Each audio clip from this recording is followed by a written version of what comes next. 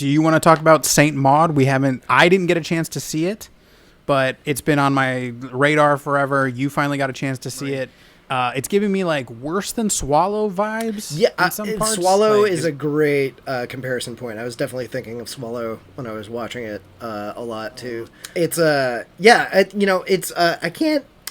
There isn't a ton to spoil because it's really more of a mood piece. But I'll make sure not to spoil anything. So I'll keep this brief. But this has been a movie that has been hyped up, for a strangely long time, even for, movies. Like, I feel like, you and I are always waiting for the next fucking Hereditary or something. Like, what is that next? A24, A24, what's going to be the, what's going to be the next one? Give me the next Lighthouse or whatever. And, it seems like right before the pandemic happened, this was kind of the one that was like definitely being kind of marketed as the next one of those. And then the pandemic happened and this thing got shelved for a year, and every other country on the planet pretty much got to see it before the US and everything.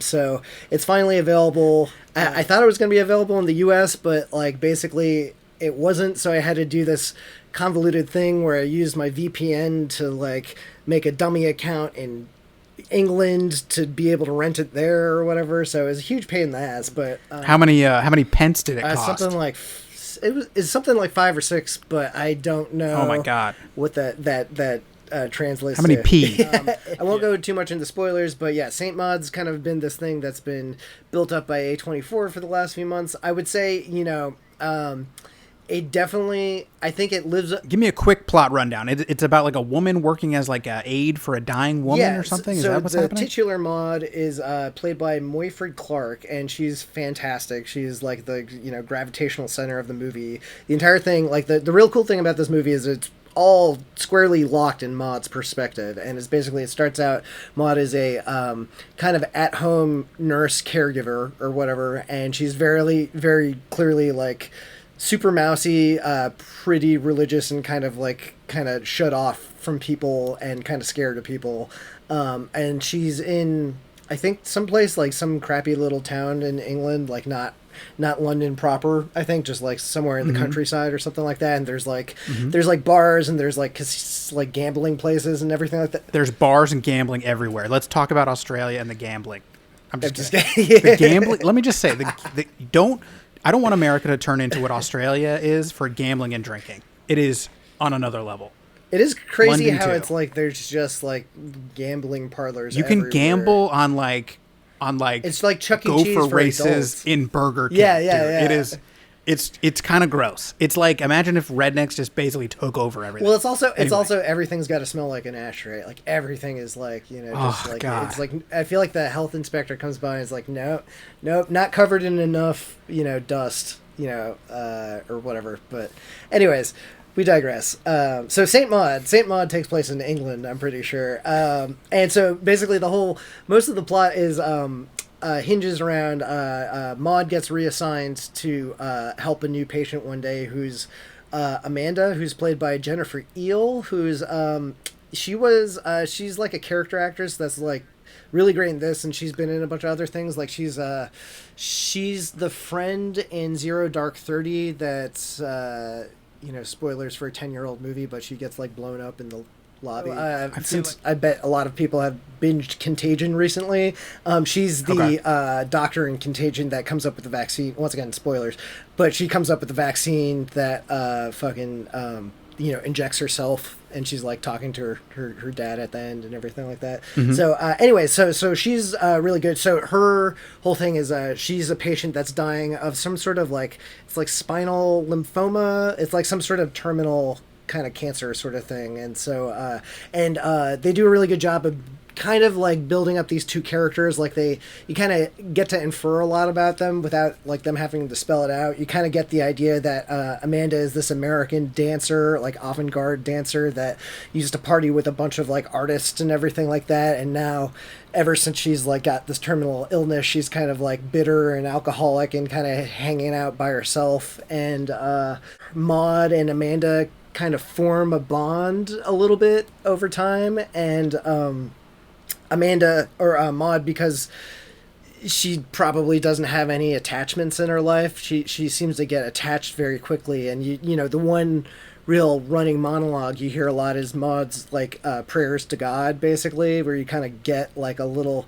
peek into her internal thought process and everything like that. And long story short is Maud decides that it's her mission to make Amanda, who doesn't believe in God, like a believer before her time comes to die and everything like that. And that kind of propels the movie into like a very dark, messed up area as Maud kind of becomes more obsessed with this. And you don't know much about Maud at the start, and then you kind of find out a little bit more about her past and kind of about her mental state, because like I said, since you're always locked into Maud's perspective, like she does things that you know are weird. Like normally in another movie you would cut away to somebody else's perspective so you kind of get them like looking at their friend like askance or whatever, but in this it's like you see them do that, but it's still from Maud's perspective staring at them, and you can tell she doesn't pick up on things like that.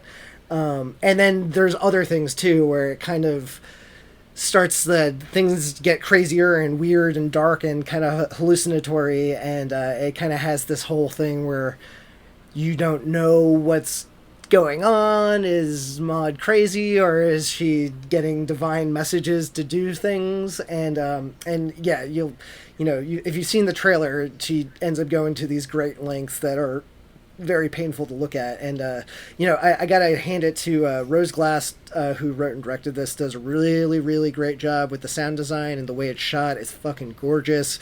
The performances are great. Like you said, I think what is it, Swallow is a very good comparison point, because I got very much Swallow vibes, where it's not really too gratuitous ever, but they do a lot.